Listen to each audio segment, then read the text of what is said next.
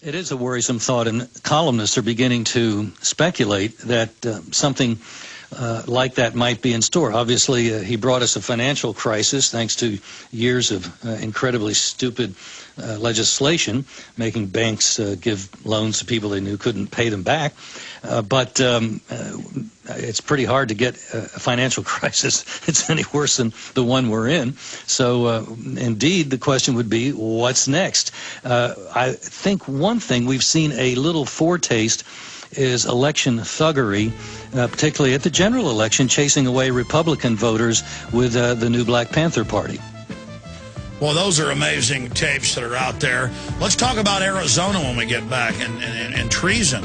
I mean, Obama, I don't know if you've seen the Senator Kyle video. We can play it, or if you haven't, but he's saying he met with Obama. Obama said, I want the crisis down there. I want to get amnesty passed. I need that crisis. I mean, if that isn't an impeachable offense, I don't know what is. Larry Pratt's our guest. Stay with us. And I'm going to open the phones up specifically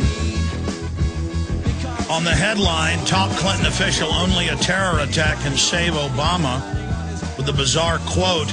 The bottom line here is that Americans don't believe in President Obama's leadership, said Shapiro, adding he has to find some way between now and November of demonstrating that he is a leader who can command confidence, and short of a 9/11 event or Oklahoma City bombing, I can't think of how he could do that.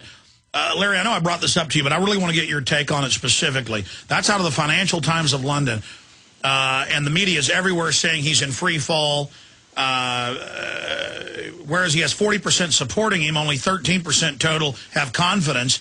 I mean, this guy looks like he may be the most unpopular president in history. He's working on it. I think he may get there. And I don't think he's incompetent. My take on this guy, and you and I have talked about it from even before he was elected, and I know I published a column before he was elected pointing out that he was a Marxist thug. Well, he, true to Saul Alinsky, the Rules for Radicals author who explained how to tear down a system and have it implode on itself by just overloading it with too much welfare, voter fraud, all kinds of financial crisis, you name it. The guy's working very hard to destroy, and he's working very fast at it. He's done a pretty good job. They even admit that. I mean, if you're going to build the new socialist utopia, you've got to destroy the old house that was there. They want to destroy this country. Absolutely. And there's just no question. That's not incompetence down in the Gulf of Mexico. That is a desire to get all those blankety-blank Republican voters. Payback time, baby. Now we'll teach you that you should be dependent rather than independent, rather than producers. You should be drones so that we can control you. I agree with you. BP is the top globalist company that, with Al Gore and Enron, created the carbon tax. And Ron Paul agrees. He thinks it's very suspicious. And the way they're blocking any relief, I think they staged the whole thing. Well, if they didn't stage it, true to Rahm Emanuel, you never let a good crisis go to waste. But, you know, Obama himself is in a crisis, and we should resolve not to let that crisis go to waste. We should take care of business as we have been. You mentioned before we went to the break that at least most of the primaries have been going as we would hope they would. Sometimes we have too many conservatives dividing the vote, and a liberal gets through like Dan Coates in Indiana. But by and large, the results have really been very satisfactory. And if especially somebody like Jim DeMint is able to continue doing what he's doing, the Republican caucus in the Senate will have shifted to the right, enough to tell Senator McConnell to stop playing patty cakes with the Democrats? I don't know. But it's certainly going to be more difficult for Senator McConnell because some of the people that are coming owe him nothing. Let's shift gears to Arizona. Many have called it treason. I think it fits the definition of high treason, not just treason.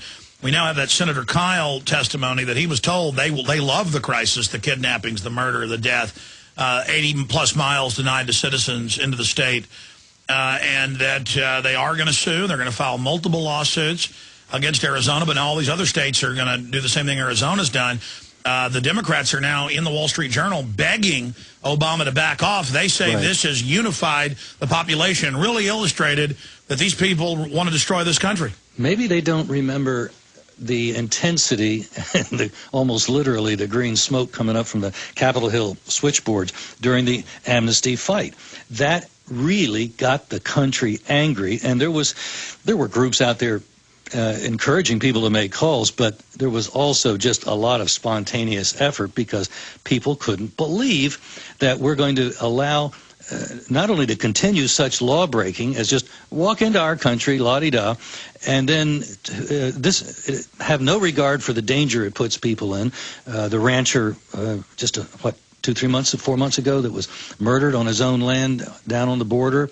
And this was a guy known to have helped illegals that were in danger of dying of thirst, and yet no good deed goes unpunished. And that doesn't seem to bother Obama because, again, he lives in a gated community. It's called the White House, and you can't get close to him for anything. So he's no problem there. What border problem? Well, we know they've been in a race. They know Mexico, and the State Department admits, has been collapsing for 4 years. It's now officially a failed state. They had to merge us with Mexico in the SPP before it collapsed. Now they're behind schedule, and they're saying, get rid of the border, legalize everybody as Mexico collapses? Well, the audacity of saying, well, we'll build the wall as soon as you agree to amnesty. Well, isn't that kind of like closing the door after the barn door after the horse got out? Please. Well, that's like plugging a hole in the bottom of a ship after it's on the bottom. Yeah. Exactly right. They think we're that stupid. Well, we'll see. Larry, I want to just briefly on the other side, then we'll let you go because I know you're busy, get any other key battles around the country and worldwide for the right to keep and bear arms, and where the victim disarmament movement is, how they're regrouping against free humanity. Larry Pratt of Gun Owners of America is our guest, gunowners.org. I'm Alex Jones. Live from Austin, Texas, broadcasting worldwide, it's Alex Jones. We are back live. Larry Pratt is our guest. I'm going to open the phones up for quick comments on police all over the nation, governments holding people hostage, saying we won't respond to your house being broken into, you name it, if you don't let us raise your taxes. That's basically what's going on. The globalists get you dependent, then they hold you hostage. 1-800-259-9231. That's the subject I want to hear from you on. And Obama's advisors saying we need a terror attack so he can play the part of our big daddy and we can all worship this creature. We know Hitler staged terror attacks. We know that Stalin did it. We know they used crises. They don't like to let a good crisis go to waste. 800-259-9231. Finishing up with Larry Pratt. Larry, again, the pendulum's starting to swing, but the globalists are so well entrenched, people better intensify their actions. I want to get your view on that and give us just a quick state of the Second Amendment here in the Republic and some of the battles we're fighting. Okay, well, the first one is Elena Kagan. It is not the most likely battle that we might win, but we have a chance to beat her. It is possible that we either can get enough backbone in the Republicans to launch a filibuster. They would have the votes to kill it right there. But it's also possible this woman has committed perjury. On 2 occasions when she was testifying under oath, she said she would proceed according to a certain course of action, and she absolutely reversed course once she was in. I hope folks would go to gunowners.org. We've got alerts there that deal with this, telling the senators, you better not even go for this gal. She's an enemy of freedom, and we're going to be hitting them hopefully very soon with some information on her, the actual lies that we've caught her in. And I think on 2 occasions we can actually make the case that she committed. Because they're voting for confirmation next week on the 20th. I guess that's what it's scheduled. Yes, that's Tuesday. So. And I know you've done the research, but can you give us a little idea of what the particular perjury is? Just give you one, for example. She was testifying under oath when she was up for Solicitor General, her present job. She was asked if she were going to pursue anything against DOMA, Defense of Marriage Act.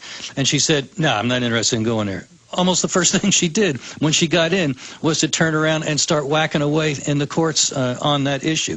So it seems to me that she's got herself in pretty deep, and she didn't subject herself well to the light of day. So I'm hopeful that we're going to push back hard enough that some of these guys are going to, maybe this is going to be Obama's Harriet Miers, the hapless nominee that Bush put forward that was finally slapped down.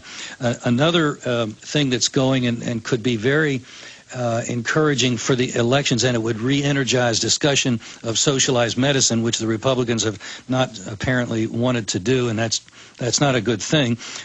There's a discharge petition on Representative Steve King's measure that would just flat out repeal Obamacare. Now, it's not likely and Obama's going to sign it, but we need to get the members of Congress on record, and whether they even get to a vote, the fact is that while we work to the majority that must sign to force the vote, that signing list itself will be like a recorded vote. One more thing that we can hold over them. You mean after all the things that came out after the passage of the bill about what a corrupt and rotten piece of socialism it is, you still wouldn't vote against it? So I think that's a pretty powerful issue.